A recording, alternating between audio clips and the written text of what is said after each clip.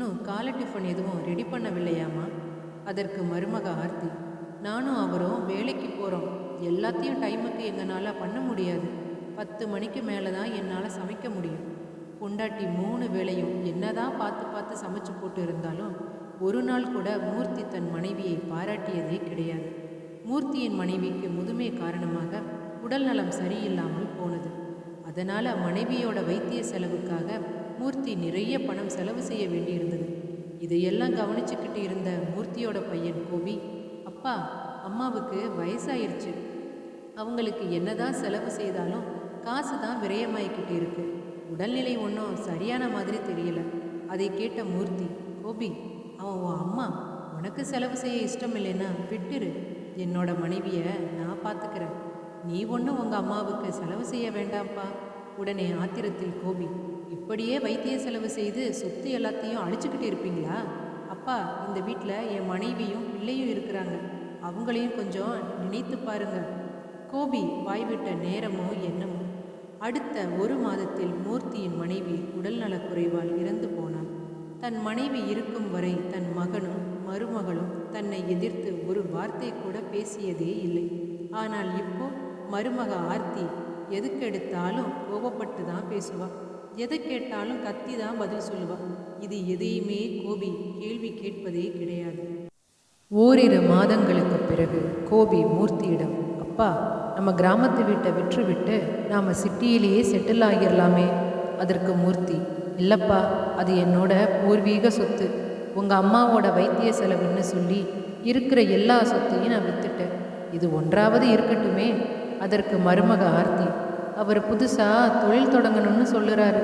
புதுசாக தொழில் தொடங்கணும்னா முதலீடு இல்லாமல் என்னமாமா பண்ண முடியும்? நீங்கள் விற்று கொடுத்தீங்கன்னா எங்களுக்கு இலகுவாக இருக்கும். மூர்த்தி வேறு வழியின்றி அரை மனதோடு தன் பரம்பரை வீட்டை விற்று அதில் 3இல் 1 பங்கை தனக்கும் இன்னொன்றை தன் பேரன் அர்ஜுன் பேரிலும் மீதமுள்ள பங்கை தன் மகன் கோபியிடமும் ஒப்படைத்தார். மருமக ஆர்த்தி வீடு விற்று தரும் வரையில் மாமனார் மூர்த்தியை நன்றாக கவனித்து கொண்டார். பிறகு ஓரிரு வாரங்கள் கழித்து, மாமா, சமையலறையில் ஒரே பாத்திரமாக இருக்கு, நீங்கள் கொஞ்சம் கழுவி போட்டுருங்க, எனக்கு உடம்பெல்லாம் ரொம்ப வலிக்குது. அதற்கு மூர்த்தி, என்னம்மா சொல்லுற? நான் போய் கழுவுறதா? ஏன் மாமா, இது உங்கள் வீடு மாதிரி தானே. மருமகளுக்காக இது கூட செய்ய மாட்டீங்களா என்ன?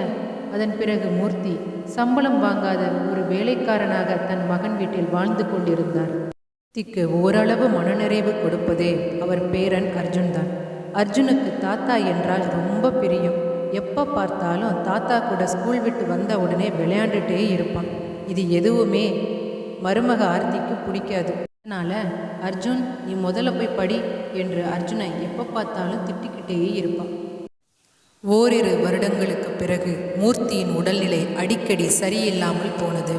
மருத்துவ செலவிற்காக வங்கியில் டெபாசிட் செய்து வைத்த பணத்தை எடுப்பதற்காக மூர்த்தி வங்கிக்கு சென்றார்.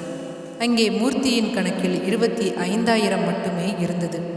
மூர்த்திக்கு ஒன்றுமே புரியவில்லை. கவலையுடன் வீடு திரும்பிய மூர்த்தி தன் மகன் கோபியிடம் நடந்ததை சொல்ல எண்ணினார். உடனே மூர்த்தி தன் மகன் கோபிக்கு தொலைபேசியில் அழைத்து, தம்பி கோபி, நான் டெபாசிட் செய்து வைத்திருந்த 10 லட்சம் ரூபாயில் 25,000 மட்டும்தான்ப்பா இருக்கு. உனக்கு தான் வங்கியில் வேலை செய்கிற நிறையா பேரை தெரியுமே, கொஞ்சம் என்னன்னு பார்த்து சொல்லுப்பா. அதற்கு கோபி, அப்பா, நான் தான் அந்த காசை எடுத்தேன். ஜாயின் அக்கௌண்ட்டில் போட்டிருந்தோம் இல்லையா, அதனால தான் உங்கள் பணத்தை என்னால் எடுத்துக்க முடியும். அவசர தேவை, அதான் எடுத்து செலவு செஞ்சிட்டேன்.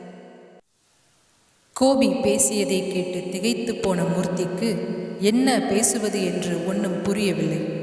கண்ணை கட்டி காட்டில் விட்ட மாதிரி இருந்துச்சு கோபியோட பேச்சு. உடனே மூர்த்தி, ஏன்பா, அதை என்கிட்ட தெரிவிக்கலை? எல்லாத்தையும் உங்ககிட்ட சொல்லிட்டு தான் செய்யணுமா என்ன? ஏன் உங்கள் பணத்தை எடுத்து செலவு செய்ய எனக்கு உரிமை இல்லையா? கோபி மூர்த்தியிடம் கோபமாக பேசிவிட்டு கதவின் அறையை படார் என்று சாத்திவிட்டு சென்றார். ஆர்த்திக்கு மாமனார் மூர்த்தியை கொஞ்சம் கூட பிடிக்கவே இல்லை. எப்போ பார்த்தாலும் கோபிக்கிட்ட உங்கள் அப்பாவை முதியோர் இல்லத்தில் கொண்டு போய் சேர்த்துருங்கன்னு சொல்லிக்கிட்டே இருப்பான். பொண்டாட்டி போடுற தூபத்தில் வீடே மணக்கிற சாம்பிராணி மாதிரி பொண்டாட்டி சொல்கிற எல்லாத்தையும் செய்ய ஆரம்பித்த கோபி மூர்த்தியை முதியோர் இல்லத்தில் சேர்க்க அனைத்து ஏற்பாடுகளையும் செய்தான். பேரன் அர்ஜுனும் மூர்த்தியும் எவ்வளவோ கோபியிடம் சொல்லியும் கோபியின் மனம் மாறவில்லை. இறுதியாக ஆர்த்தி நினைத்ததே நடந்தது. மூர்த்தி ரொம்பவே மனசு உடைஞ்சு போயிட்டார். தான் பார்த்து பார்த்து வளர்த்த பையன் தன்னை முதியோர் இல்லத்தில் கொண்டு வந்து விடுவான் என்று அவர் கனவுல கூட நினைக்கல. 8 வருடங்களுக்கு பிறகு ஒரு நாள் முதியோர் இல்லத்தின் முன்பு, தாத்தா என்ன பண்ற? நான் யாருன்னு உனக்கு தெரியுதா? அதற்கு மூர்த்தி, யாரப்பா நீ யாருன்னு எனக்கு தெரியலையே. தாத்தா, நான் தான் உங்கள் பேரன் அர்ஜுன். அப்படியா? உன்னை சின்ன வயசில் பார்த்தது, இப்போ வாலிபனா வளர்ந்து வந்து நிற்கிற இல்லையா? அதான்ப்பா இந்த வயசான கிழவனுக்கு உன்னை அடையாளம் தெரியாமல் போயிருச்சு. சரி தாத்தா, உன்னோட ட்ரெஸ்ஸை எல்லாம் எடுத்துக்கோ, நாம் நம்ம வீட்டுக்கு போகலாம். அதற்கு மூர்த்தி, இல்லைப்பா, நான் உங்கள் வீட்டுக்கு வந்தால் உங்கள் அப்பா அம்மாவுக்கு பிடிக்காது. நானும் இங்கே இருக்க பழகிக்கிட்டேன். அப்பா அம்மா உன்னை வீட்டை விட்டு வெளியில் அனுப்பும்போது நான் ரொம்ப சின்ன பையன் தாத்தா. என்னால் அவங்கள அப்போது தட்டி கேட்க முடியலை. ஆனால் இப்போ நான் வளர்ந்துட்டேன். உடனே அர்ஜுன், அப்படின்னா உன் பேத்தியை கூட பார்க்க உனக்கு இஷ்டமில்லையா தாத்தா? அதற்கு மூர்த்தி, பேரா, என்னடா உனக்கு கல்யாணமா? ஆமாம் தாத்தா, நான் 12ஆம் வகுப்பு படித்து முடித்த உடனே அப்பா அம்மா என்னை மேற்படிப்பு படிக்க வெளிநாட்டுக்கு அனுப்பி வைத்தார்கள். அங்கே தான் நான் அவளை சந்தித்தேன். அப்பா அம்மா கிட்டேயும் சம்மதம் வாங்கிட்டேன் தாத்தா. எனக்கு அங்கே நல்ல சம்பளம் தாத்தா. நான் நிறைய சம்பாதிச்சு இந்த ஊரிலேயே ஒரு சொந்தமாக வீடு வாங்கணும்னு இப்போ தான் போன வாரம்தான் ஒரு சொந்தமாக ஒரு வீடு வாங்கினேன். அதனால தான் என்னால் உடனே உங்களை வந்து பார்க்க முடியல தாத்தா. இனிமே நீங்கள் இங்கே இருக்க வேண்டாம், நாம் நம்ம வீட்டுக்கே போயிடலாம் தாத்தா. என் கூடவே வந்துடுங்க. மூர்த்தி உடனே, அர்ஜுன், இங்கே இருந்து நான் வரணும்னா இங்கே இருக்கிறவங்க கிட்ட சொல்லி அனுமதி கேட்ட பின்பு தான் வர முடியும் தாத்தா. நான் அவங்கக்கிட்ட முன்னே எல்லாம் பேசிட்டேன். நீங்கள் வாங்க, நம்ம வீட்டுக்கு போகலாம். எனக்கு இன்னும் 2 நாளில் கல்யாணம் இருக்குது தாத்தா. காலிங் பெல் சத்தம் கேட்டு ஆர்த்தி கதவை திறந்தாள். அர்ஜுன், இவ்வளவு நேரம் எங்கடா போன? எல்லாரும் ஒன்றை தான் கேட்டுக்கிட்டு இருக்காங்க. பொண்ணுக்கு நலங்கு வைக்கிற நேரம் ஆயிடுச்சு, சீக்கிரம் வா. அம்மாடி ஆர்த்தி, நல்லா இருக்கியாம்மா? வாங்க மாமா, நீங்கள் எப்படி இங்கே? ஆர்த்திக்கு மூர்த்தியின் வருகை சிறிதும் பிடிக்கவில்லை. ஆர்த்திக்கு மகன் அர்ஜுனை ஓங்கி கன்னத்தில் அரையணும் போல் இருந்தது அந்த நேரம். சரி, வந்தவங்க எல்லாரும் கோபி அப்பாவை தான் கேட்டுக்கிட்டே இருக்காங்க. நம்மளும் அவர் கிராமத்து வீட்டில் இருக்கிறதா சொல்லி இருந்தோம். கல்யாணம் முடிஞ்சால் உடனே போக போகிறாரு என்று மனதிற்குள்ளேயே பேசிக்கொண்டு இருந்தாள் ஆர்த்தி. மணப்பெண்ணுக்கு சிகை அலங்காரம், மெகந்தி ஃபங்க்ஷன், ஆட்டம் பாட்டம் என்று அன்று இரவு முழுவதும் களை கட்டி இருந்தது. ஒரு பெரிய ஹோட்டலில் மிகவும் ஆடம்பரமாக அர்ஜுன் கல்யாணம் நடந்தது. மணமக்கள் காரில் ஏறுவதற்காக ஆர்த்தி சென்றான். உடனே அர்ஜுன், தாத்தா, நீங்கள் வந்து முன்னாடி உட்காருங்க. அம்மா, காரில் இடம் இல்லை, நீ பின்னாடி வர காரில் வா. அர்ஜுன் பேச்சு ஆர்த்திக்கு கோபத்தை தூண்டியது. மணமக்களை வரவேற்பதற்காக ஆர்த்தி அனைத்தையும் தயார் செய்து வைத்திருந்தாள். நீண்ட நேரமாகியும் அர்ஜுனின் கார் வரவில்லை. உடனே ஆர்த்தி, என்னங்க, அர்ஜுனுக்கு முதல்ல ஒரு கால் பண்ணி கேளுங்க. அர்ஜுன், ரொம்ப நேரமாயிருச்சு, இன்னும் உங்கள் கார் வரலை, எங்கே இருக்கீங்க? அப்பா, நான் நம்ம வீட்டுக்கு போய்கிட்டு இருக்கேன். நம்ம வீடா? அம்மா இங்கே நீ வருவீங்கன்னு சொல்லி ஆரத்தி கரைச்சி காத்துக்கிட்டு இருக்கா. நீ என்ன சொல்லற? அர்ஜுன் பேசியதை கேட்டு கோபமடைந்த கோபி மற்றும் ஆர்த்தி, முதல்ல இங்கிருந்து கிளம்புவோம், அங்கே போய் அர்ஜுன்கிட்ட நாம் பேசிக்கலாம் என்று நினைத்து கொண்டு இருக்கும்போதே, அப்பா, நான் தாத்தாவை கூட்டிகிட்டு நான் வாங்கின புது வீட்டுக்கு போய்கிட்டு இருக்கேன்ப்பா. உங்களுக்கு அந்த வீட்டு அட்ரஸை வாட்ஸ்ஆப்பில் சென்ட் பண்ணுறேன், நீங்கள் அங்கே வந்துடுங்க. கோபியும் ஆர்த்தியும் ரொம்பவே கோபமாக அர்ஜுனோட வீட்டுக்கு போனாங்க. அங்கே அர்ஜுனோட தாத்தா மூர்த்தி மணமக்களை வரவேற்பதற்காக ஆரத்தி தட்டோடு நின்று கொண்டு இருந்தார். அங்கே அர்ஜுன், தாத்தா, எங்களை வாழ்த்தி ஆரத்தி எடுங்க தாத்தா, எனக்கு உங்கள் ஆசீர்வாதம் ரொம்ப முக்கியம்.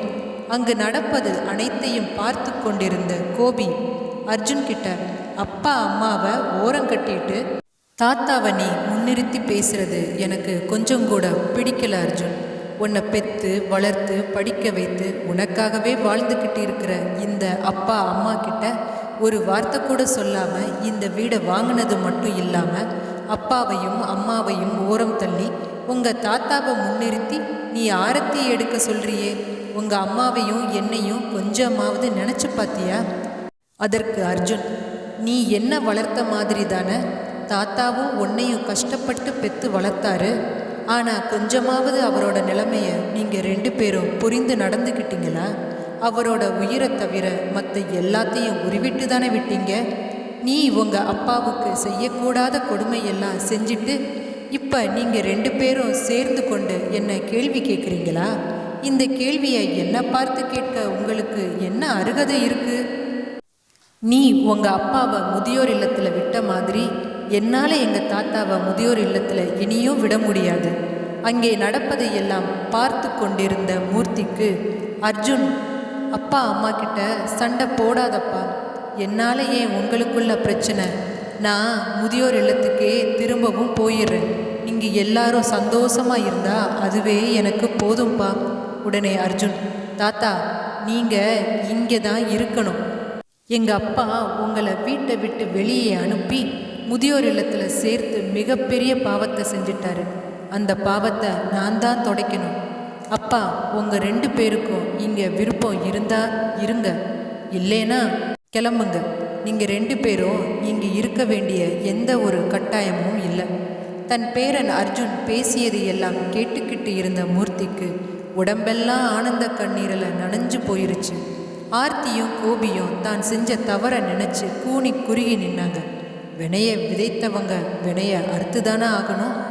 இந்த கதை உங்களுக்கு பிடிச்சிருந்தா மறக்காமல் ஸ்டோரி டைம் 6 தமிழ் சேனலை லைக் பண்ணுங்கள், ஷேர் பண்ணுங்கள், சப்ஸ்கிரைப் பண்ணுங்கள்.